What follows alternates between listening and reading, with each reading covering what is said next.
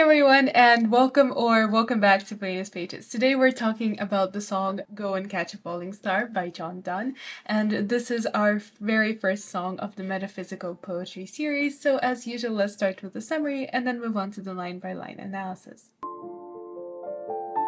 So, of course, we haven't heard this poem before. We haven't heard it spoken out loud, but given that it's titled Song, it's likely not a poem, but a song. We can assume that they were intended to be performed as songs, so they would have been set to music, which is why perhaps the rhythm and the meter is a little bit different from usual. Or maybe if they weren't performed for a song, they could have been performed vocally, so they could have been performed for speech. Either way, they were definitely meant to be read out loud, whereas with some of Donne's other poems, we can't be sure if they were ever meant to be read out loud. They could have been just for Donne because they were private and personal poems. The song is on the surface a misogynistic attack on women's constancy, as we have seen in Donne's previous poem, Women's Constancy. Also feels like a mockery of the Petrarchan ideal, so it ends up not quite feeling like the intended bard that it was probably meant to be. Donne is always interesting to consider and analyze, as he never quite makes clear what his opinion is, because on the one hand he's engaging with stereotypes of his time, and on the other hand he's also mocking the very ideal of what women should be, how she should act. He criticizes the myths and the stereotypes of many folklores and myths and legends, so it ends up being not quite clear what the message of the poem, or in this case song, is, whether it really is an attack on women's constancy or whether it's a parody of the attacks on women's constancy and a criticism of the expectations that we have. The rhyme scheme is A B A B C C D D D. We don't have any of the nice loving rhyming couplets, and it's almost deliberately either a triplet or the CC that is so close that it's almost not a rhyme, as we will see in the analysis. Go and catch a falling star. Get with child a mandrake root. Tell me where all past years are, or who cleft the devil's foot. Teach me to hear mermaids singing, or to keep off envy's stinging, and find what wind serves to advance an honest mind. Go and catch a falling star. So the star is at once an association with an untouchable object that attracts and appeals. The theme is very introduced from the very onset, that we have something that people want to touch, something that attracts them, but something that is almost impossible to achieve. This is something that people dream of, but something that people are unable to do, and the speaker follows this up with a series of imperatives to go and catch a falling star. It's incredibly satirical, but also slightly bitter, almost as if this persona has just gone through a breakup with a woman. Get with child a mandrake root. Go and impregnate a mandrake root. So this is physically impossible, as a mandrake is not a woman, so it's almost like the speaker saying that you will never really get to touch a real woman. Even if this wasn't an impossibility because a mandrake is not a woman, it's an impossibility because of the very mythology surrounding mandrake roots. The very mythology we talked about that is already familiar to Potter fans, that mandrake roots love to root and they love to have their certain home, and if you try to tear them out, they'll scream and weep and do anything to stop you from doing that.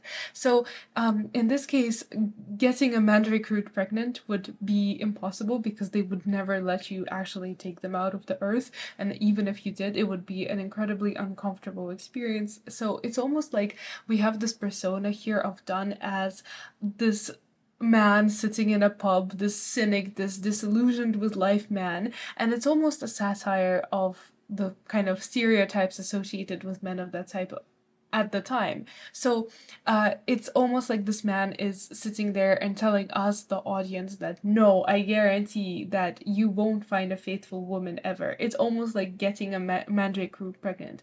So these wild suggestions, these imperatives, they're designed to evoke a laugh. They're designed to make the audience amused. Tell me where all past years are. So tell me what happens when time passes. Where do the years go? Where do they disappear? It's very in search of lost time. It's that idea of again, an impossible thing, but this time far more practical. To tell me, where has life gone? Because on the one hand, it seems like a rhetorical question because time passes, but on the other hand, it's a very real question. How is it that we age so fast? How is it that we suddenly look back and notice that 5 or 10 years have gone by with the snap of a finger? He's asking a very philosophical, a very provocative question, and then he follows it up with, oh, who cleft the devil's foot? So he mixes this blend of philosophical and practical and impossible to create this humor and at the same time interesting from an intellectual perspective work. And go cleft the devil's foot. So this is that idea of the devil as a goat, and goats have that split hoof, that cleft within their hoof that makes it in half. So he's asking, who cleft it? Go and look and tell me. Go and tell me the answer to this impossible question.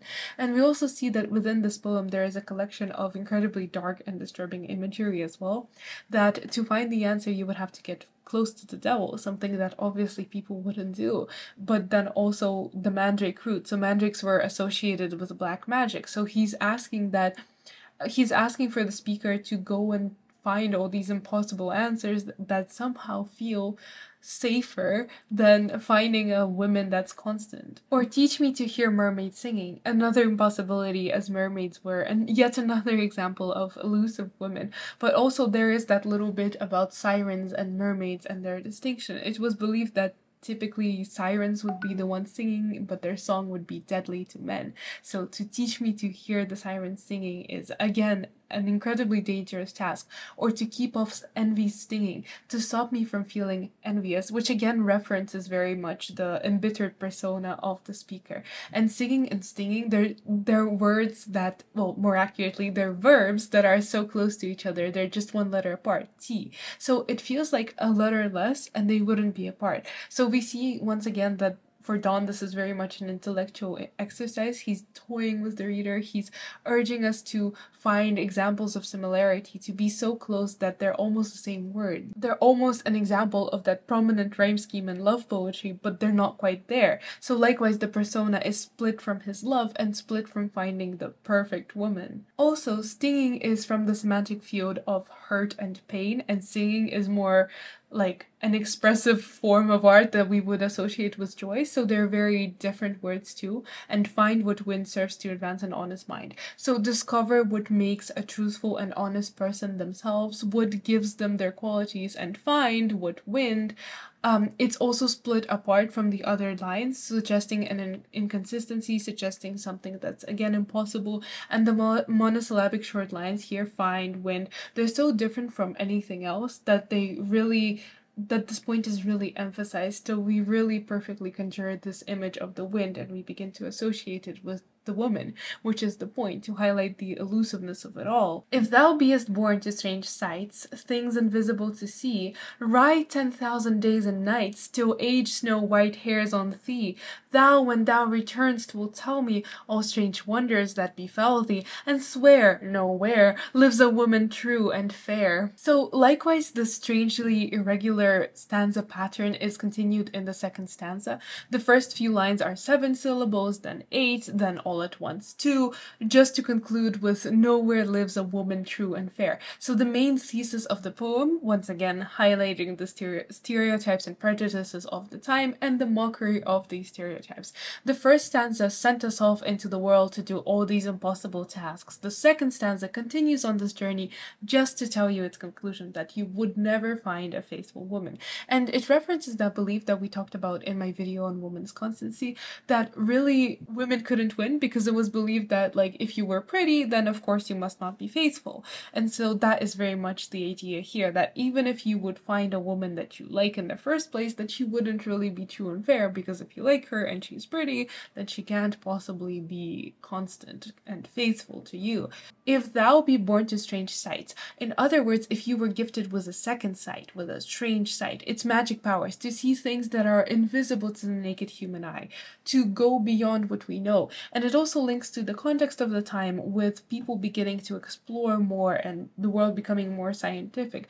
But still there was that perfect fine blend of being spiritual and at the same time scientific, of people still believing in magic and witches and all this kind of like alchemy and all these kinds of things, but also pursuing science. So it was that fine blend of something that wasn't quite there and something that was very real, and the discovery of that. And we see that here. So thou be born to strange sight, to see things that are invisible, to see things that are impossible. If you were to then write for a long time, for an impossibly long time, for 10,000 days and nights, would until your hair turned gray, Snow White. So until time made your hair gray because you're starting to lose your color and you've aged so much because you've ridden for so long, then when you return, you would tell me all the strange wonders that befell thee, so all the strange things that happened to you, and swear and promise me that nowhere is there a woman who is true and fair. So in other words, your adventures will show you things that are so impossible that you would scarcely believe them.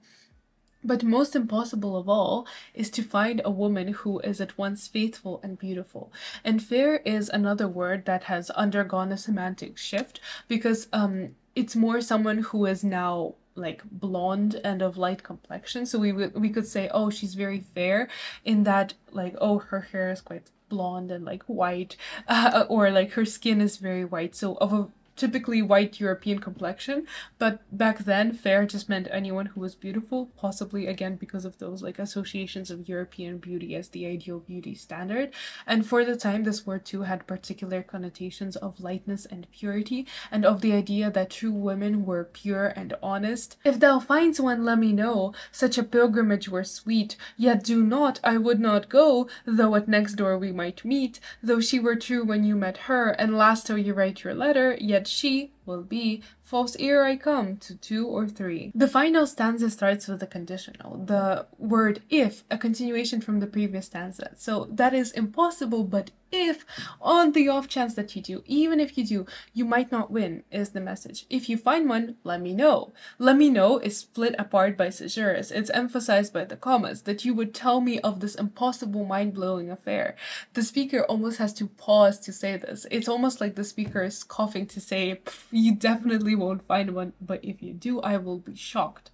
It comes out in his speech. And such a pilgrimage were sweet. So the choice of the word pilgrimage, it's almost blasphemous. So it's a very religious word. It's to essentially say that such a woman is God. This is the religious journey that I personally would undertake because it's so, again, so almost like impossible that it's worthy of worship, that I would love to absolutely see this woman who is so faithful and beautiful, and I would enjoy this pilgrimage. And the pilgrimage is typically a religious journey that is quite difficult, but he argues that this one, it would be sweet, that I would absolutely love the process. We begin to expect that he will say that he will do anything for this woman whose very existence he deems an impossibility, whose very existence makes such a religious that journey that is so very difficult almost sweet and worth it.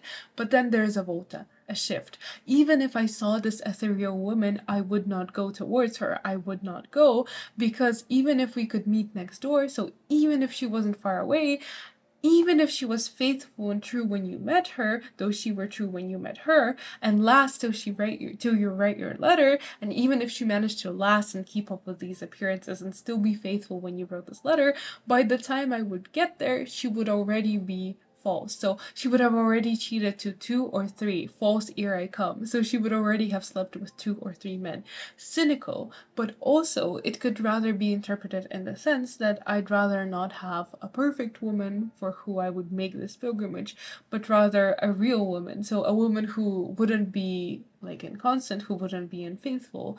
And yeah, it wouldn't be a religious pilgrimage to her. It would just be a normal, typical journey, but a woman that I could actually love. So there are many interpretations to this song, and it's definitely a very interesting and thought-provoking one. So thank you so much for watching this video. I am, as always, interested to hear your thoughts, so do leave a comment, and see you next week.